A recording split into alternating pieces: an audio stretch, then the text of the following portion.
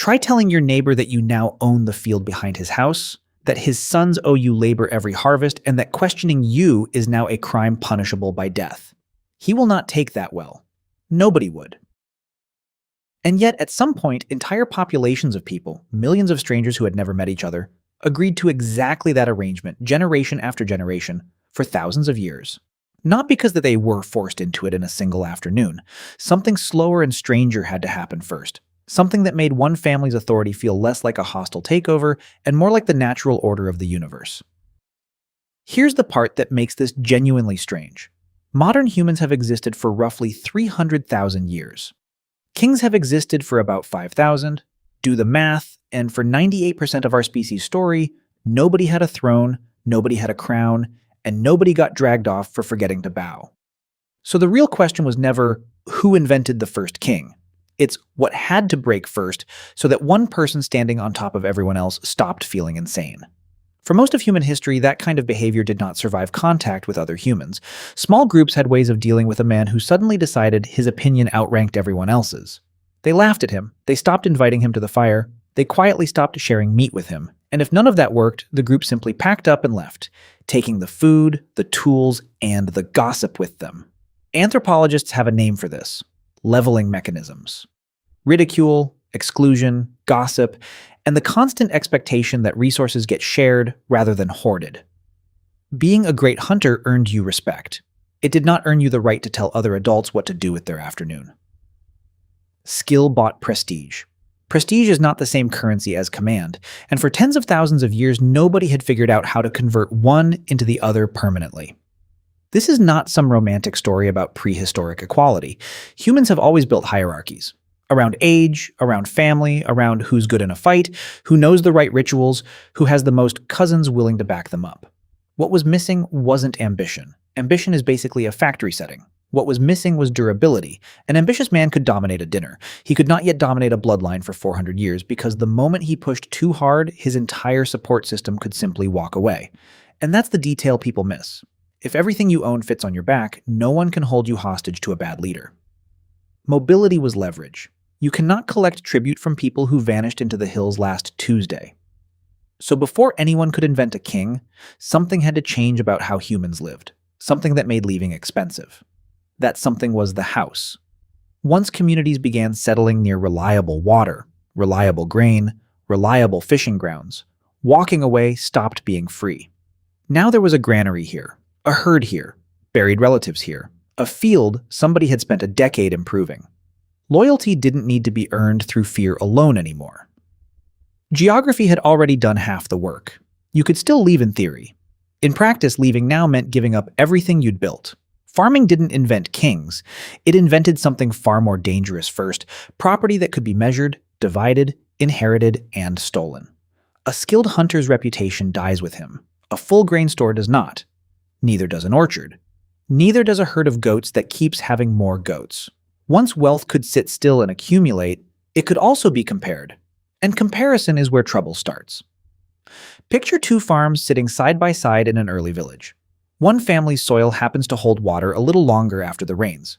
Maybe they had 3 good harvests in a row while their neighbors had 2 bad ones. Nothing dramatic. Just luck repeated a few times.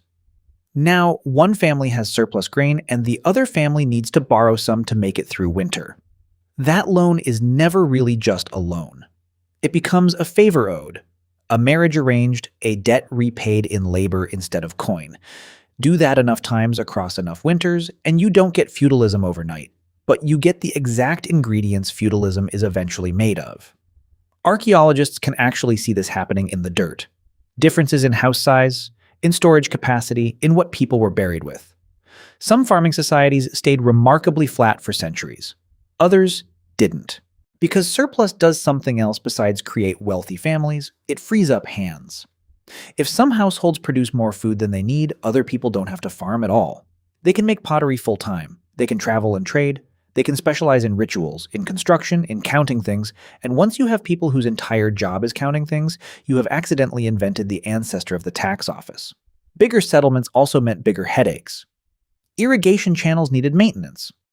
Grain stores needed guarding. disputes over whose goat ate whose crop needed a referee who wasn't a personal friend of either goat owner. You could no longer just gather 40 people around a fire and settle it by consensus because now there were 4,000 people and most of them were strangers to each other. Somebody had to start making decisions on behalf of people they'd never met. At first, that authority was patchy: temporary war leaders, respected elders, whoever's household happened to control the local shrine that season. The turning point wasn't any single person grabbing power. It was that these small advantages started reinforcing each other instead of fading away. Wealth bought followers. Followers protected wealth. Prestige attracted alliances. Alliances produced marriages. Marriages produced heirs who inherited the whole package before they'd done anything to earn it. And then came the ingredient that turns respected leader into permanent ruler faster than anything else. Someone outside the walls trying to take what you've built. Grain stores can be raided. Herds can be stolen. A trade caravan can simply disappear.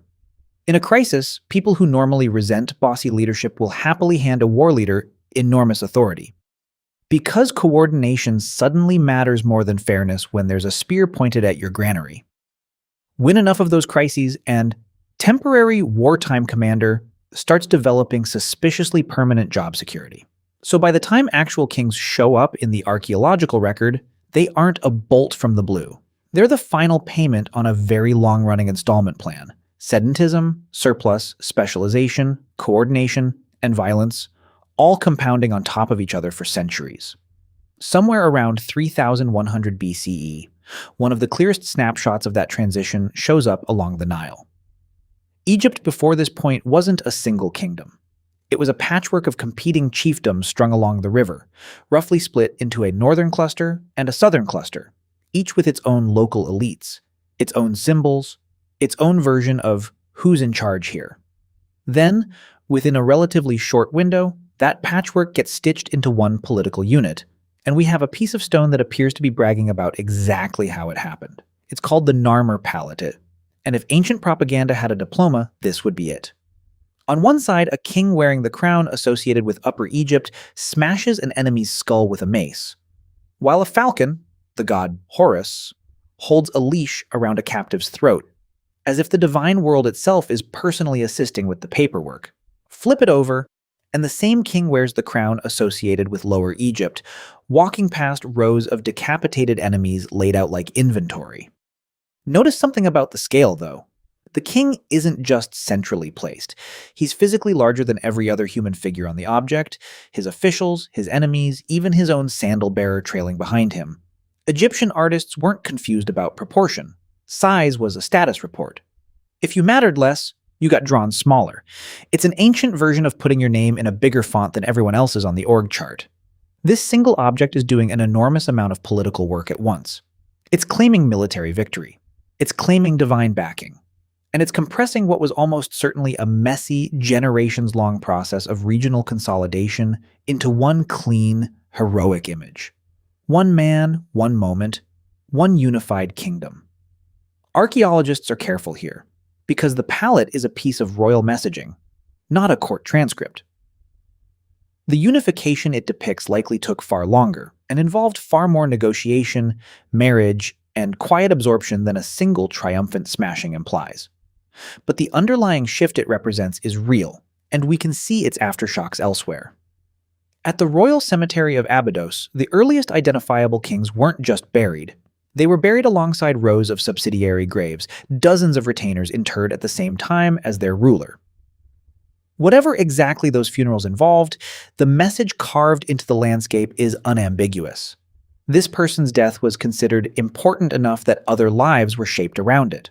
At the same moment, administrative technology is catching up to political ambition. Small ivory and bone labels found in early royal tombs carry some of the earliest known hieroglyphic inscriptions, not poetry, not prayers, but records. Quantities of oil, places of origin, who supplied what and when. Civilization once again invents the packing slip before it invents the epic. So which came first, Dades? The military conquest, balls, the economic control, or the religious authority? Uncomfortable answer. Probably all three. Tangled together, reinforcing each other in a loop nobody wrote down clearly enough for us to untangle 3,000 years later. The warfare explanation makes intuitive sense. Competing chiefdoms fighting over farmland and river access would naturally favor whoever could organize the most effective raiding parties. And a commander who kept winning could convert captured wealth and prestige into a following that outlasted the war itself. It's tidy. It's also incomplete. Plenty of societies fought endless wars without their generals ever becoming hereditary monarchs. The economic explanation shifts the focus to control rather than conquest. Whoever managed the irrigation, the grain reserves, or the long-distance trade in luxury materials effectively controlled the thing everyone else depended on to survive. Manage the surplus, and suddenly your opinion on unrelated matters becomes remarkably persuasive. But real economies rarely sit inside one person's fist. Households, temples, and local officials were all pulling levers at once, in patterns that shifted by region and by century. Then there's religion, and this is the one that does the heaviest lifting. A soldier can only force your obedience while he's standing next to you. A god allegedly is watching all the time, which is a far more efficient enforcement mechanism and doesn't require nearly as much overtime. If a ruler can convincingly claim to be the point of contact between his people and the divine order that keeps the Nile flooding on schedule, obeying him stops looking like submission and starts looking like cooperation with the universe. That's exactly the role Egyptian kingship builds around itself. The pharaoh isn't framed simply as a powerful man.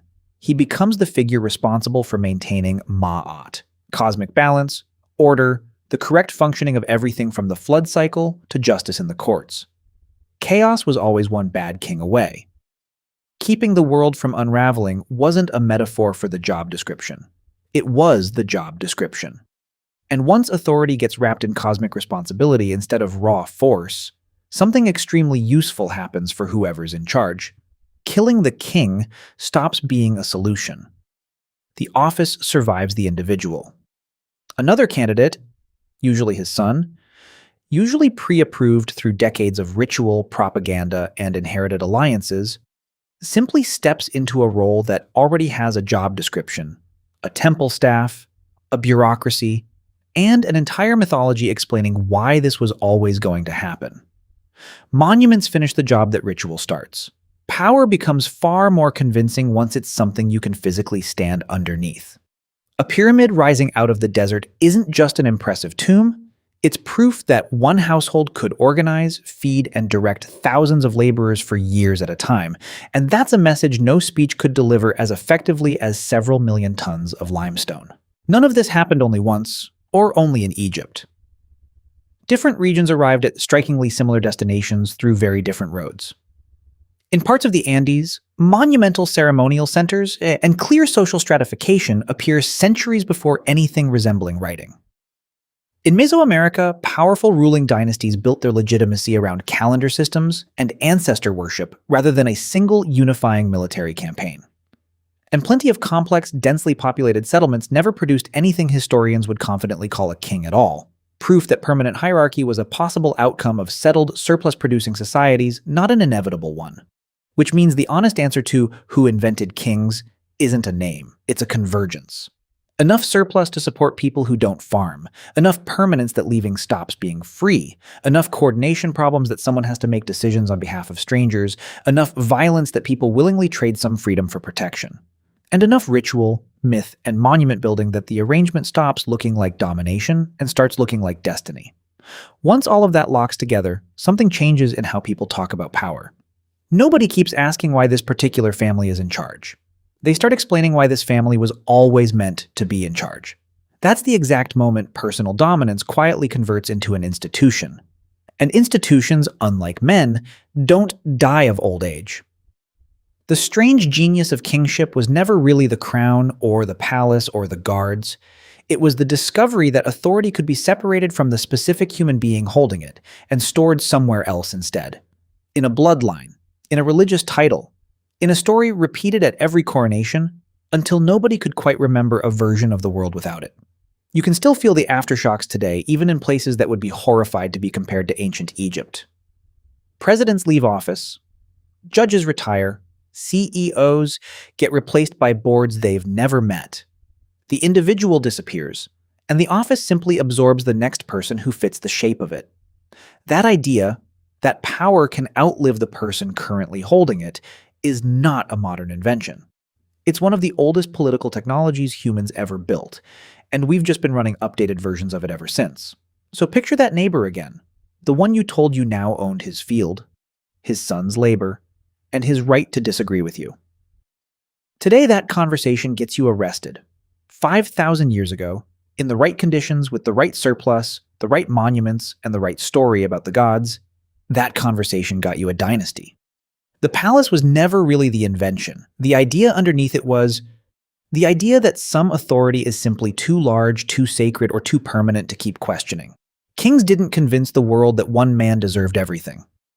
They convinced the world to stop asking why.